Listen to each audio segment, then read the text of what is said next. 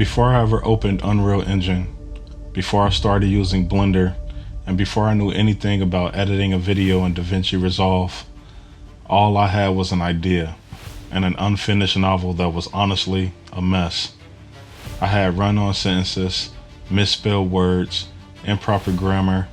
I had parts that made sense in my head but did not really make sense on page. I did not start out knowing how to write a novel. I just believed I had a great idea, so I started typing it to get it out of my head. That rough beginning eventually became a manuscript of about 180,000 words. Then came the book cover, the logo, the Eureka crest, years of editing, and eventually an entire visual world that I started building through Canva, Blender, Unreal Engine, and DaVinci. But I want to be clear, I am still not done. I still have not reached the finish line. I am still improving the novel, and I am still trying to get people to notice it. And I am still learning how to turn the world that existed inside of my head into something other people can see, hear, and hopefully care about one day. Most people tell their journey after everything works. I want to tell mine while I'm still in the middle of it, while the work is still difficult, while I'm still learning, and while the outcome is not guaranteed. My name is Mr. Third Eye, and this is my journey behind 3RDi's Wanderers. Long before I knew every planet, every character, or every piece of history in the story, I kept returning to one thought. There is no real empty space between us. We look across a room and call the space between two people empty, but it's not simply nothing. There's air, moisture, dust, light, electromagnetic fields, and movement that we cannot always see. Even when something looks still, there's things happening inside of it. Everything exists within something else, affects something else, or belongs to a larger system. I don't believe being connected means that everybody is the same. It does not mean we always agree, understand one another, or even live in peace. To me, connection means consequence. What one person does can travel further than they realize. What one generation builds or destroys can shape the lives of people who were not even born when those decisions were made. I started thinking about how those consequences became part of the physical world around us, and how almost everything has a cost attached to it. Grass can grow naturally, but the lawn in front of a building did not arrange itself. Somebody planted it, cut it, decided where it would end. Even the concrete we walk on begins with materials from nature, but somebody still had to process those materials, mix them, pour them, and maintain what they built. The buildings, roads, lights, and systems surrounding us were created through somebody's labor. Somewhere along the chain, money changed hands, ownership was established, and somebody gained the power to decide who could use what had been built. We were born in structures that existed before we arrived, and we do not always stop to ask who owns them, who profits from them, or who gets excluded from them. That became part of what oneness meant to me. It was not just a spiritual word. It became a way of thinking about matter, people, money, ownership, responsibility, and power. Everything is connected, but that connection can teach us to recognize our responsibility to one another, or it can be twisted into an excuse to control one another. From there, I started asking bigger science fiction questions. What if humanity engineered worlds, built cities beneath an artificial sun, and created rails of light that stretched across a planetary system, but still carried the same greed, class, systems, secrecy, and a need for control with them? If a civilization can build a sun, who owns the light? If people can shape matter itself, who decides who's allowed to learn how? If transportation can connect worlds across an entire planetary system, Who controls where people are allowed to go? And if every miracle has an owner, what does freedom actually mean? Those questions became the foundation of the Nine, the planetary systems at the heart of Third Eye's Wanderers. Across the Nine, power is engineered, truth is buried, and awakening comes with a cost. That philosophy eventually grew into a much larger story.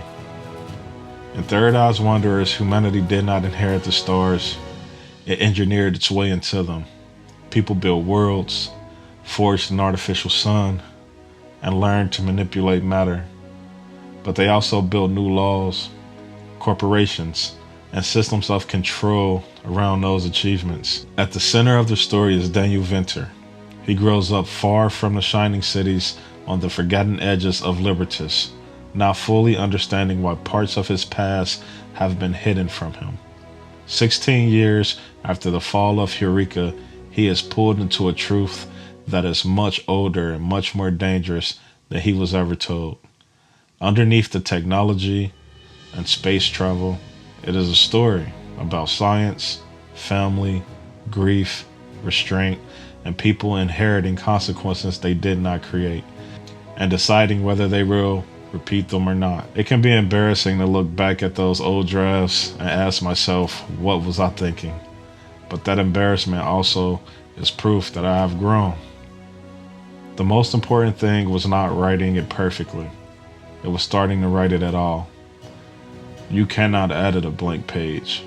At some point, I had to accept that my ability was not yet as strong as my vision, and put the imperfect vision down anyway. Before I hired my first editor, I had already invested in the visual identity of the book. After writing those first drafts, I had my first book cover designed. I also had the Third Eye's Wanderers logo created and the Eureka crest designed. The logo represents the series, while the crest belongs inside the world and carries its own meaning in the story. For the first time, something that had lived inside of my head had a visible identity. I was so excited I had 2 copies of the book printed. It's back there on the table. Now I can hold it in my hands. My hands. It wasn't just a file on my computer anymore. It was a real book I was trying to bring into the world. But a cover cannot fix a manuscript, and a logo cannot replace editing. Still, those designs made the project tangible. They showed me that I was creating a world with symbols, history, and a visual language of its own. I may end up changing the book cover, so I won't reveal it fully yet, but I will always remember what it feels like to see that first vision and realize the idea finally had a face. Once I knew the manuscript needed professional help, I went looking for an editor on Fiverr, like a lot of new authors. I had a limited budget, no publishing connections, and I was trying to figure out who I could trust. My first experience did not go the way I thought it would. The profile presented the service as if I was hiring a particular professional. As the project went on, the wording, communication, and work made me question whether that was actually who was doing it. That taught me a hard lesson. A polished profile is not the same as a trusted working relationship. Always ask for a sample edit. Always.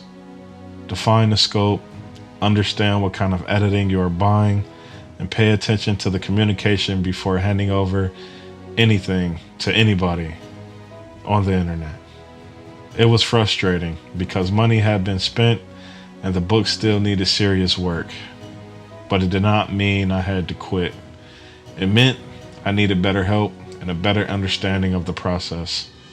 Eventually, I found Carolyn. Working with her moved the book into a more serious stage, and I have been improving it ever since. I learned that editing is not one magical pass where somebody cleans up a few commas and declares the book finished. It is a revision, questioning, correcting, and returning to sections I thought had already been done and over with. Again and again and again and again. I learned My ideas deserved more than the first attempt at telling it. Later in the process, I learned that ChatGPT could also be a useful editing assistant. There is a difference between using a tool to examine your work and asking it to create the work for you. I did not give ChatGPT a blank page and ask it to create Third Eye's Wanderers. It did not invent Daniel, the Nine, Oneness, Eureka, or the Wanderers. Those ideas, that world, and the story itself came from me. I still make all the creative decisions. But ChatGPT became one of the most useful tools in my process. I use it to slow down and examine the manuscript from different angles. I can ask it to identify sentence structure, explain why a paragraph feels confusing, or compare two versions of a scene, check continuity, or point out questions a reader might have. More than anything, it has helped me to keep moving. I work 2 jobs, and much of my creative work happens late at night, when my time and energy are limited. If I do not understand why something is not working, ChatGPT can help explain the problem. If my ideas are scattered, it can help me organize them.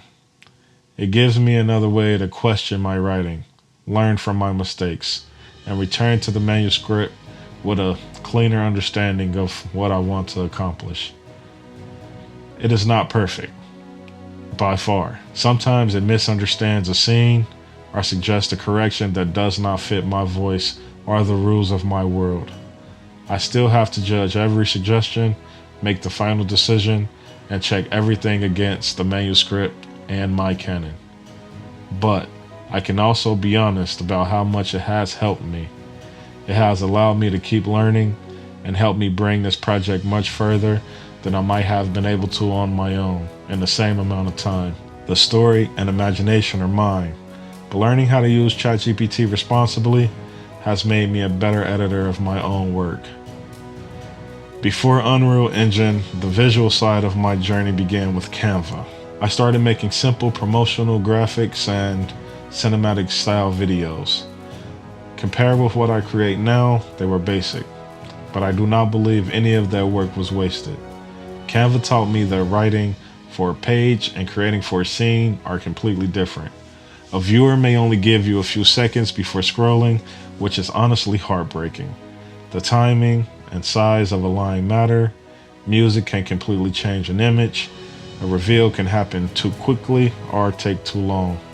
For the first time, I was thinking about how this world actually moved and sounded. I started asking myself what actually makes someone stop and watch a video instead of scrolling past it. I am still trying to figure that out.